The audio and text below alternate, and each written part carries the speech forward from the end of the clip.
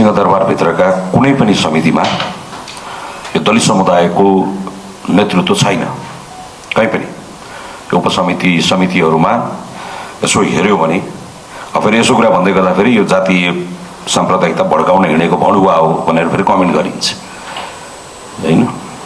अब यो जरुरी छैन भने अब जातकै आधारमा हामी सांसद बनाउने, प्रहरी बनाउने, आर्मी बनाउने, खसारे हुँदै तल दलित, मधेसी, मुस्लिम, थारू, महिला भनेर चाहिँ सारा कोठा चाहिँ सबैतिर छुट्याउने, त टक्क दिनुपर्ने बेलामा ठेल्दै ठेल्दै तलतिर कृषि, उद्योग, वनतिर, जङ्गलतिर, उतातिर लगेर चाहिँ तल पुच्छारमा अहिले यसो हेऱ्यो भने दुईजना दलित छन् यो सार्वजनिक लेखा समितिमा, एउटा खगेन्द्र सुनार भन्ने छ, एउटा अमृता विक भन्ने छ। यिनीहरूलाई तल नदेखिने ठाउँमा, छेकिने ठाउँमा सकभर देख्न नपरेको भए हुन्थ्यो जस्तो गरेर चाहिँ यसो चाहिँ गरिनु भएन।